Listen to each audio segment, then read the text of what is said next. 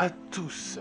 Alors aujourd'hui, nous allons commencer la première vidéo qui fait que il y a le changement sur ma chaîne. Alors comme vous l'avez compris dans le titre, nous allons voir des critiques sur Roi Lion. Je vais les lire et réagir. Pour faire plus rapidement, je vais vous dicter les critiques et vous montrer évidemment les captures d'images. Et je vais vous dire ce que j'en pense. En même temps que je les lis, vous verrez l'image là en face de vous. Donc, on va commencer par les mauvaises critiques. Pourquoi me dites-vous? Parce qu'en fait, j'aimerais savoir ce que certaines personnes pourraient potentiellement reprocher à Roi Lion. Et aujourd'hui, nous allons analyser ceci avec un certain site que certains d'entre vous doivent connaître, Allociné, qui beaucoup d'entre vous doivent parler.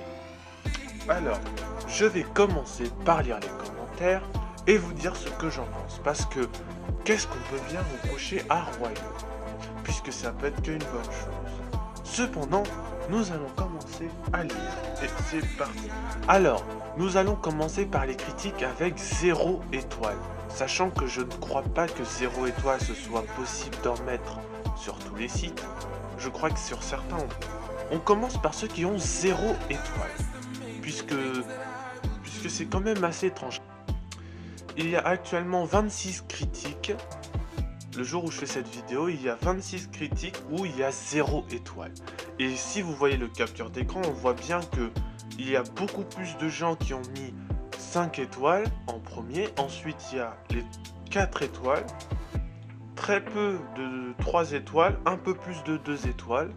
Avec un peu avec un étoile et avec 0 étoile. Alors là on voit que le trait jaune est très peu avancé. Et nous allons analyser ceci en fait. Nous allons voir donc 26 critiques en premier qui sont entre 0 et 0,5 étoiles. C'est très nul comme note. 0,5 et 0, c'est vraiment les pires notes qu'on puisse donner à un film ou à une animation. Sachant que Roi Lion est une bonne chose, je sais pas comment on peut mettre 0 étoile, mais en tout cas, nous allons analyser ceci. Alors, voici le premier commentaire. Alors, pour de certaines raisons, je vais flouter, enfin, je vais cacher les noms des utilisateurs, parce que je veux pas je vais pas les montrer. C'est un changement justement sur ma chaîne. Alors, la première personne dit: ceci est un honteux plagiat de l'œuvre originale de Osamu Tezuka, le Roi Léo, qui fut créé en 1958, lui qui depuis sa mort est reconnu comme étant un dieu au Japon, le dieu du manga. Disney a toujours nié de s'être inspiré de cette œuvre. Je suis choqué que l'on puisse voler aussi impunément l'œuvre d'un dieu. Alors, c'est vrai qu'au Japon, le Roi Léo que vous voyez juste ici est une œuvre d'art, c'est le dieu du Japon. Imaginez pendant un instant que votre manga devienne le dieu de votre pays. C'est quand même assez dingue, mais c'est le Japon, vous savez, comme beaucoup de gens, c'est le Japon, c'est très étonnant. Mais vous savez, pour connaître ça, il faut être quand même un grand fan de Roi Léo. Faut être un fan un peu haut quand même, pour savoir que Roi Léo là est un dieu au Japon. Alors, peut-être certains d'entre vous le savent déjà, mais je pense que la majorité d'entre vous ne le savent pas. Donc nous allons lire la deuxième critique. Alors, comme elle est un peu longue, je vais essayer de lire un peu rapidement, un peu vaguement ce qui est écrit peut-être. Remake en 3D du classique animé de 1994. Alors, petite parenthèse, je crois que je suis en train de lire les critiques du remake de Roi Lion en 3D, puisque en 2003, Roi Lion est ressorti en 3D, puisque à l'époque, en 2000, quelques dessins animés revenaient en 3D au cinéma. Mais pas tous, mais la plupart. Cette version si technique et incroyable, ce film souffre d'un manque de surprise. manque d'originalité. Alors, je ne comprends pas ce commentaire puisque Royon, je pense que certains d'entre vous ont compris un peu ce que Royon veut faire passer comme message aux gens, mais là je ne comprends pas d'où il y a le manque d'originalité, mais bon, chacun a son avis. L'animation des animaux manque d'humanité. Alors, je pense que beaucoup d'entre vous, les fans de Royon surtout, doivent connaître cette histoire comme quoi que les humains seraient morts, qu'il y aurait que des animaux en Afrique et tout ça. Alors moi, je ne suis pas tout à fait d'accord avec ça. Alors oui, c'est vrai, il n'y a pas d'humains dans Roi Lion, mais on n'est pas obligé de mettre des humains, on n'est pas obligé de suivre la logique, hein. Je veux dire, on peut tous créer des animations avec des animaux uniquement sans humains, hein. Ce n'est pas obligatoire. D'expression dans les fasciés. Alors je ne connais pas ce mot. On pourrait les comparer aux expressions de Steven Seagal qui dans la joie comme dans la peine a la même expression. En gros, il y aurait des moments où on voit pas les expressions. Alors, sachez que dans les dessins animés, le royaume de dessins animés, pour ceux qui ont vu, vous êtes d'accord avec moi, il n'y a pas mieux qu'un dessin animé pour faire les expressions. Franchement, Simba quand il pleure, bah on voit qu'il y a des larmes. Quand il est heureux, on voit qu'il sourit et tout ça. Un dessin animé, les expressions sont très visibles. Moi, je ne comprends pas cette personne. Quant au doublage francophone, un désastre chaotique. Alors, francophone, j'ai l'impression qu'il part d'une version qui serait pas 100% française, puisque, par exemple, il y a la version québécoise qui est francophone, du coup, puisque c'est pas vraiment français, c'est québécois. Mais le doublage chaotique, c'est peut-être parce que bon, ça va être peut-être méchant ce que je dis, mais il se peut que la version canadienne soit moins bien doublée que la version française. Je ne sais pas. Peut-être je dis des bêtises, mais ça se peut qu'au Canada, la version soit moins bien, et que du coup, ce que je vois, c'est peut-être par rapport à la version canadienne. Je ne sais pas. Peut-être je vais vexer certaines personnes, mais je sais pas. Je juge avec ce que je regarde. On nous refugue du Jamel Debbouze encore une fois dans un film où Jamel fait du Jamel. Alors là, je ne comprends pas de quoi il parle. Ryan Bozanti est peut-être un bon danseur, mais piètre artiste vocal. Pourtant, les musiques sont très bien, que ce soit la version française. Alors, je connais une seule musique de la version québécoise de Royaume. Je connais qu'une seule musique, mais je pense que les deux versions, je suis sûr qu'elles sont excellentes, les musiques.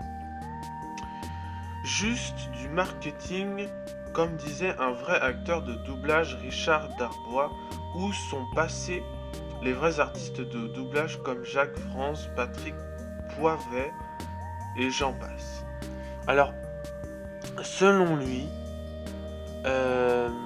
les doubleurs seront mauvais. Alors, le nom du doubleur français, je suis en train de l'oublier, mais je sais que c'était un bon doubleur quand même.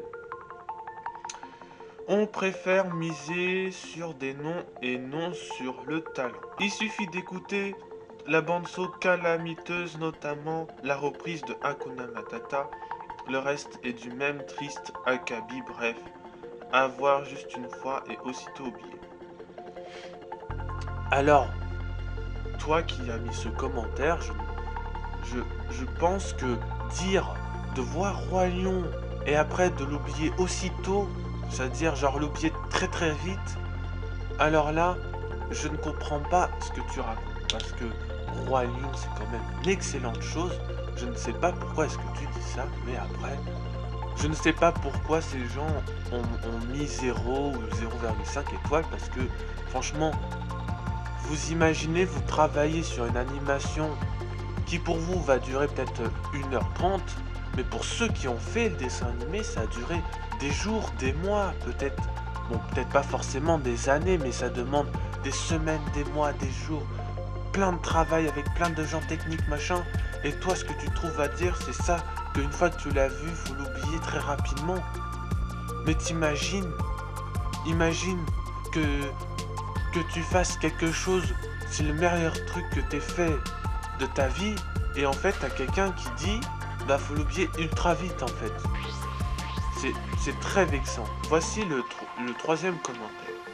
Alors, ce sont pas vraiment des commentaires, mais ce sont des critiques. Alors, la troisième critique.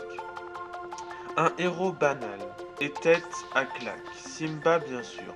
Un méchant ridicule, des musiques horribles, et dire que les gens sont fans de ce plagiat en plagiat, et oui, plagiat du roi Léo de Osamu Tezuka. Alors là, attention, il y a un petit spoiler. Alors, attention si vous ne voulez pas être spoilé, je vous mettrai là à quel moment vous devez aller dans la vidéo. Mais là, il y a un spoiler, attention. Car après la mort de Osamu Tezuka, créateur du roi Léo, les producteurs américains, jaloux des talents du père du manga qui lui s'inspirait de Disney, les Américains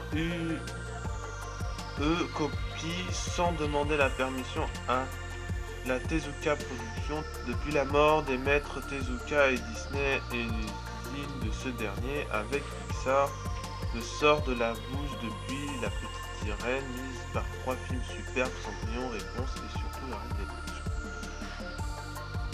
Eh bien ça alors, toi, en fait, tu viens carrément de dire que Simba a une tête à claque. Eh ben ça alors. Vous imaginez, vous êtes fan de Roi Lion et vous voyez ça. Vous avez juste envie de supprimer ça, on est d'accord. Alors, je pense que les gens qui mettent des commentaires mauvais comme ça, j'ai l'impression que ce sont des gens qui sont fans de Roi Léo et du coup ils mettent de très mauvaises notes. J'ai l'impression que c'est ça, puisque les gens ils connaissent le Roi Léo, j'ai l'impression, mais si vous mettez ce genre de commentaires, j'espère qu'au moins... Enfin, pour ceux qui ont fait ce genre de critique, j'espère qu'ils ont vu au moins des épisodes de Roi Léo, parce que il y en a, ils mettent facilement ça, et en fait, ils ont rien vu de Roi Léo, en fait. Voilà, alors, je ne sais pas vous, mais c'est facile de critiquer comme ça, mais bon, après, lui, il dit qu'il a une tête à claque, alors... C'est la première fois que j'entends ça de toute ma vie, c'est dingue. Autant que fan de Roi Lion, ça me marque. Enfin, ça me marque pas, mais c'est un petit peu bizarre comme genre de commentaire. Alors, la quatrième critique. Je n'aime pas Roi Lion, et à mon avis, la 3D ne change rien. Pour ceux qui ont un petit frère ou une petite sœur, c'est énervant quand ils sont obligés de l'accompagner. Bref, ce film ne change rien en 3D et insiste des personnes à le revoir plutôt que le regarder, un film qu'on aime à 10 ans. Mais sinon, je trouve que pour les petits, c'est très dommage qu'ils voient en 3D car ça gâche ce si beau dessin animé, quoi, qui est l'un des grands classiques de Walt Disney. Pourquoi gâcher ce film? Alors, selon cette personne, mettre un dessin animé en 3D, ça gâcherait en fait l'animation. Alors, je vais vous dire quelque chose. Alors, je ne suis pas totalement contre ce qu'il dit. Alors, il faut comprendre qu'en 2000, que ce soit 2003, 2002, etc., à l'époque, la 3D ce n'était pas comme aujourd'hui au cinéma. Car à l'époque, on mettait des lunettes avec un côté bleu, un côté rouge. Et quand on mettait pas les lunettes, eh ben on voyait le film d'un côté il était bleu et d'un côté il était rouge. Et en fait, bon, est-ce que ça gâche vraiment l'expérience? Non. Mais pour certains ça doit gâcher l'expérience parce que il y a des scènes qui peuvent peut-être un peu surprendre, mais je pense que c'est pas entièrement faux à 100% ce qu'il dit, mais moi je suis d'accord à 0,1% avec lui parce que la 3D à l'époque, c'est vrai que il n'y a pas que Roi Lion, il y a beaucoup de trucs qui ont été refaits en 3D. Et en fait, c'est juste pour vivre l'expérience en 3D. Ce n'est pas vraiment pour rajouter des choses. Mais ça gâche pas l'expérience, puisqu'on peut voir le personnage arriver vers nous et on a l'impression de être dans l'animation. Mais bon, à l'époque, pour beaucoup de gens, la 3D c'était insultant, c'était du gâchis et tout ça. Vous imaginez, bon maintenant on est en 2021, bon, les cinémas sont certes fermés, mais je pense que si vous avez été au cinéma en 2018, en 2019 et tout ça, la 3D est beaucoup mieux travaillée et on reproche moins les marques d'entreprises, que ce soit Disney, Pixar, etc., de faire des animations ou des films, les refaire en 3D. Aujourd'hui, on reproche moins de faire ça. Mais à l'époque, on reprochait parce que, à mon avis, on reprochait parce qu'en fait, ça faisait pas très beau parce que des fois, c'était un peu flou ou quelque chose comme ça. Moi, j'ai déjà vécu cette expérience au moins une fois dans ma vie de voir un film en 3D au cinéma. Et franchement, le truc c'est que la qualité, ben, elle change pas trop du dessin animé, donc voilà. Je ne sais pas trop quoi en penser. Mais je suis à 0,1% d'accord avec. La 3D peut peut-être un peu gâcher l'expérience parce que ça peut surprendre s'il y a des scènes où tu vois apparaître quelqu'un devant toi. Sur un écran en 2D, bah, ça va pas te surprendre. Mais en 3D, ça peut peut-être un peu surprendre. Mais bon, après, je ne sais pas. Mais je suis 0,1% d'accord avec lui. La plupart du temps, ça peut gâcher un petit peu l'expérience, mais franchement, ça reste bien. Après, je l'ai pas vu, la version 3D, mais je suis peut-être un petit peu d'accord. Après, je ne sais pas trop quoi en penser. Bref, passons à une autre critique un peu larmoyante. Une histoire très Disney avec une belle morale dégoulinante à montrer bien sûr tous les enfants, à montrer bien sûr à tous les enfants. Merci Walt Disney encore une fois. Alors, larmoyant, je ne sais pas ce que c'est comme mot. Hein, vous savez, moi il y a des mots je ne connais pas encore la définition, mais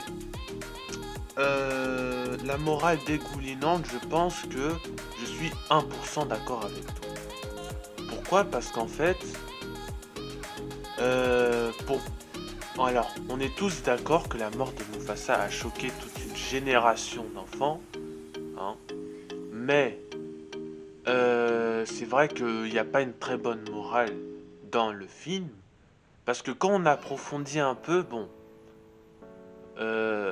c'est vrai que la moralité est un peu moche, puisqu'on est en train de dire qu'un jeune lion, enfin un jeune lionceau, doit à son plus jeune âge déjà se débrouiller tout seul, après la mort de son père, et il ne sait pas trop quoi faire, après il s'en va, il part de la Terre des Lions, après pendant très longtemps, pendant beaucoup d'années, il va pas revenir, et quand il revient c'est la catastrophe. Alors oui, la moralité, bon, c'est pas la meilleure chose qu'on puisse voir dans les trucs Disney, mais après, en soi, Roi Lion, ça reste bien, mais je pense qu'il dit ça par rapport au fait que Simba a dû se débrouiller tout seul et que Mufasa est une très bonne personne, un très bon personnage en fait, hein, mais qu'il meurt et du coup, c'est très moche comme moralité dans le film, puisqu'on dit que lui, il apprendra à se débrouiller tout seul. Mais ce qui rattrape pour moi la chose qui fait que c'est quand même bien, c'est que Simba a appris, avec de l'aide bien sûr, mais il a quand même appris à revenir et à défendre la Terre des Lions. Et aujourd'hui, enfin, pour ceux qui regardent, pour ceux qui ont vu la suite, on voit très bien que Simba commence à avoir l'habitude. Franchement, si vous êtes fan de Roi Lion, ne vous sentez pas déçu avec ce que je dis, parce que moi je suis très fan de Roi Lion, et j'essaie juste de voir s'il y avait des mauvaises critiques, et je suis quand même bien servi par les mauvaises critiques. Alors, c'est étrange qu'on puisse reprocher des choses à Roi Lion, mais après chacun a son avis. Je n'aime pas Roi Lion, je déteste le Roi Lion. Je le trouve soporifique, niais, mièvre, surestimé. Et je n'ai jamais compris l'enjouement autour de ce truc. L'histoire est d'un manichéisme l'essentiel et un plagiat honteux de Tezuka, le plus grand auteur de manga de tous les temps, qui avait créé le Roi Léo dans les années 60. Alors, je ne suis pas d'accord avec toi parce que Roi Léo n'est pas du tout des années 60 mais des années 50. Voilà. Ça, c'est une petite erreur que certaines personnes font souvent en mettant des dates un peu au hasard, j'ai l'impression. Pour certains, c'est pour beaucoup d'entre eux, il y a pour beaucoup de gens, en fait, ça date des années 60, mais ce n'est pas tout à fait vrai.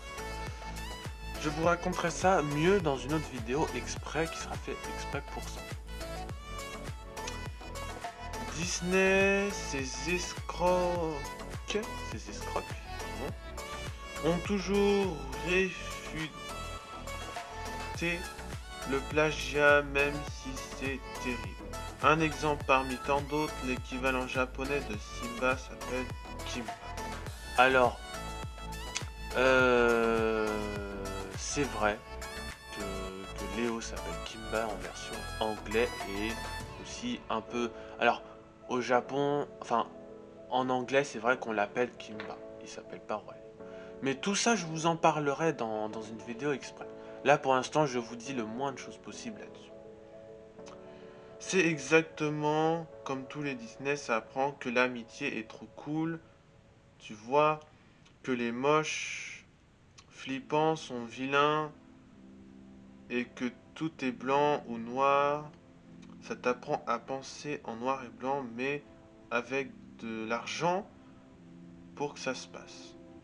Alors, c'est vrai que Disney représente les méchants en les représentant comme des gens moches, pas beaux à voir et tout ça. Mais c'est normal. T'es à l'époque du dessin animé. Comment tu veux représenter un méchant, à part en le faisant un peu moche, ou avec des expressions très sombres ou je ne sais quoi. Dans un dessin animé, comment tu peux faire ça? À part si on te dit bah fais un méchant mais sans qu'il soit moche, sans qu'il y ait des expressions tout le temps grincheux machin, et toutes les et en faisant en sorte que ça se voit pas ou je ne sais quoi, mais c'est pas possible. C'est les règles du dessin animé. Ça s'est fait comme ça avec le temps. C'est devenu une règle importante. Pour comprendre qu'un personnage est un méchant, il faut qu'il soit moche. Non, pas forcément moche, mais il faut qu'on comprenne avec sa manière de s'exprimer, ou avec ses expressions. Peut-être que c'est celui qui va un peu dans un coin et qui évite les autres, je ne sais pas.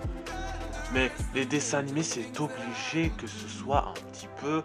le personnage est peut-être un peu moins beau, un peu moins... un peu sombre et tout ça, mais dans un dessin animé, t'as pas le choix. Sinon la personne, elle comprend pas que c'est un méchant. Voilà, c'est comme une très grosse règle en fait, que tu es obligé de respecter dans un dessin animé. Voilà. Aujourd'hui, c'est encore le cas, j'en suis sûr. Pour comprendre que quelqu'un est un méchant, on va mettre des couleurs sombres, si c'est un animal, mais si c'est un humain, il va être peut-être habillé en noir, il va peut-être avoir des expressions assez... genre il va être tout souvent grincheux, machin et tout ça. Mais c'est obligé que c'est pour te montrer un indice. Alors cette critique est en train de parler d'une chose contre une règle de dessin animé qui s'est créée depuis longtemps à mon avis. Parce que moi vaguement j'ai vu un petit peu les très vieux dessins animés. Et depuis le début du dessin animé, je crois que ça a toujours été comme ça. Donc tu ne peux pas changer quelque chose qui existe depuis le 20e ou 19e siècle. Hein. C'est pas possible. Donc voilà. Moi je dis ça, je connais pas grand chose, mais déjà je suis sûr que par exemple dans les très vieux Disney, par exemple il y avait le méchant de Donald, il a une grosse cigarette, il a un peu des expressions méchantes, il parle un peu méchamment et tout ça. Et ben là, en fait, c'est le début de Disney. Et toi, tu dis ça, mais des années après, quand Disney était déjà très lancé. Donc tu parles contre quelque chose qu'ils ont fait depuis toujours. Tu ne peux pas modifier comme ça. Voilà, c'est Disney et c'est eux qui choisissent comment ils font l'animation. Bon, tu peux peut-être leur reprocher, c'est vrai, mais voilà, c'est des règles, tu peux pas modifier ça. Voilà. Haha, un facochère qui pète, c'est marrant. Haha. Techniquement, rien à dire. C'est du pur Disney sans la 3D, bien sûr. Mais il y a encore ces horribles chansons. Les chansons, c'est le comble du consensus mou. Alors, comment, encore une fois, comment comment pouvez-vous détester les musiques de Roi Lion? Je ne vous comprends pas. Qu'est-ce qui fait que c'est nul? Je veux dire, c'est les gens qui ont connu les années 90. Si vous leur dites de chanter quelque chose de culte, des dessins animés, je suis sûr que 99% des gens vont vous chanter Hakuna Matata ou Je voudrais déjà être roi. Je suis sûr que tous les gens des années 90, vous leur dites de chanter un truc culte d'un dessin animé, ils vous chantent une musique de royaume, c'est obligé. Alors toi, tu ne peux pas dire que c'est mou, du genou ou je ne sais quoi. Hein. Moi, autant que fan, je ne peux pas accepter ce genre de choses. L'amour nous guidera. L'amour brille sous les étoiles, mon chant d'espoir. Et cette horreur absolue d'Hakuna Matata. Encore une fois, comment tu peux dire que tu détestes cette musique? C'est l'un des plus grands classiques de Disney. Comment tu peux détester un des plus grands classiques de Disney? Tu fais partie des 0,00001% des gens qui détestent la musique. Toute la planète entière, pratiquement, aime la musique de Roi Lion. Et toi, tu fais partie des 0,00001% des gens qui détestent la musique de Roi Lion. Alors peut-être que je vais un peu trop loin, mais franchement, avouez que ça court pas, que c'est pas très connu, les gens qui détestent la musique de Roi Lion. Hein. Hakuna Matata, c'est Kali avec un meilleur packaging. Bon, je ne comprends pas trop ce commentaire. Enfin, ce mot signifie que tu vivras ta vie sans aucun souci, philosophie Hakuna Matata. Donc ça, c'est une partie d'une musique qui vient d'Hakuna Matata. Sans blague. Et j'ai personnellement donné la chanson Can You Feel the Love Tonight, qui est la musique de L'amour brille sous les étoiles en anglais. Mauvaise en VO, insoutenable horreur en VF,